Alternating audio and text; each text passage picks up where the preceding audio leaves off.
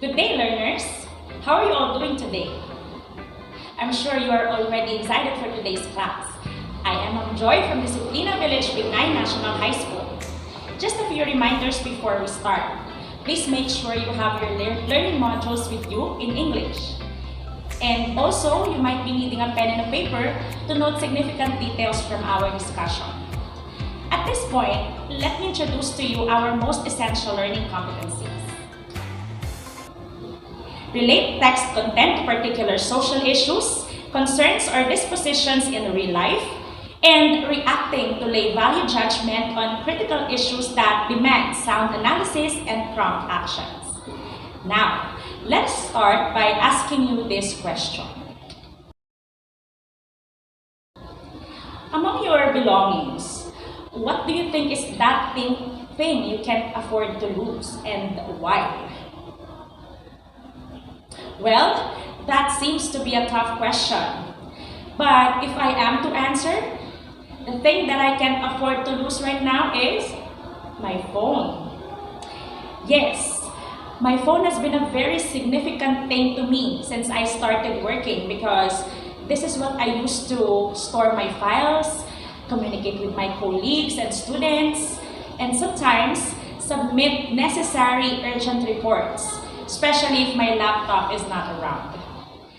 How about you? Do you give this much importance to your phone too? Right? That is acceptable. You know what? That reminds me of the article I read from Facebook. Let's check it out. Have you seen this article on Facebook too? Awesome! This article was written in the year 1963. It's about the possibility of having telephones in the future that can be carried on our pockets. How surprising, isn't it? Back then, having a cell phone is still under development and they consider it as something far in the future. However, look at what we have right now. We even have touch-screen cell phones with unbelievable properties with it. Indeed, wonderful things take a long time to develop. 60 years at that. Well, it's worth the wait because this gadget really made our life easier and more awesome. Do you agree? The question I asked you earlier and the article I've shown you are both related to our topic for today, which is entitled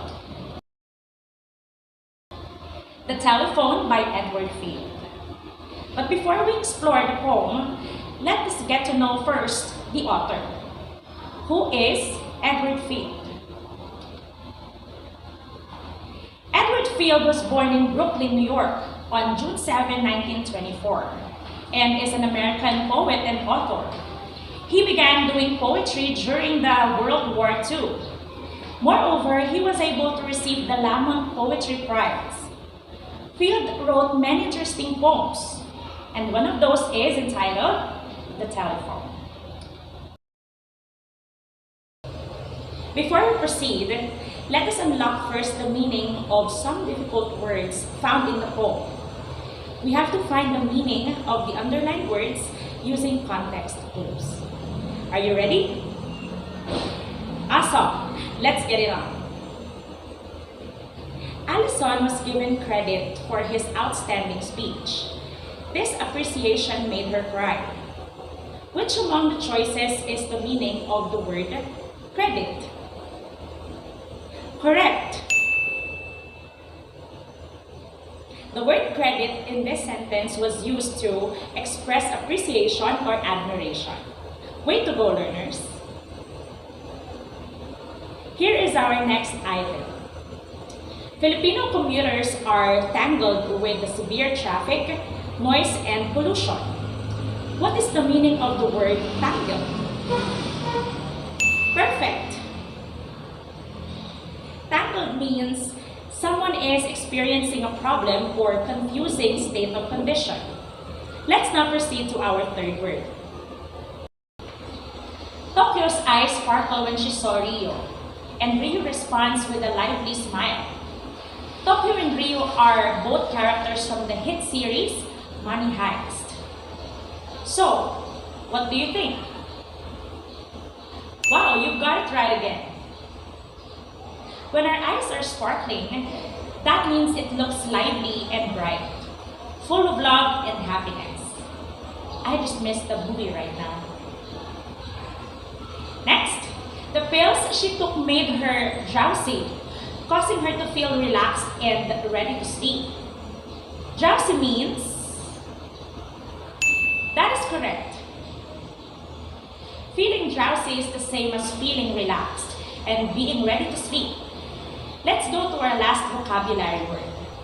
Luther enjoys ambling through the park while his sister wants to walk fast. What do we mean when we say ambling or to amble? Ambling means walking slowly. Congratulations, learners! We were able to unlock the meaning of all the difficult words in the poem, the telephone. With that, I think we are now ready to find out the poem's meaning. But for better processing, we will be guided by the following questions. First, how would you describe the persona in the poem? Second, how did the persona describe the life in the city? Cite specific lines from the poem. Third, what emotion does the persona feels whenever someone calls? Lastly, if you are to compare yourself to the persona of the poem, do you have the same connection with the telephone or mobile phone? Explain. Now, let's go ahead and listen to the poem The Telephone by Edward Field. You may jot down important information as you listen to the poem and answer the following questions. Let's go! The Telephone by Edward Field. My happiness depends on an electric appliance, and I do not mind giving it so much credit.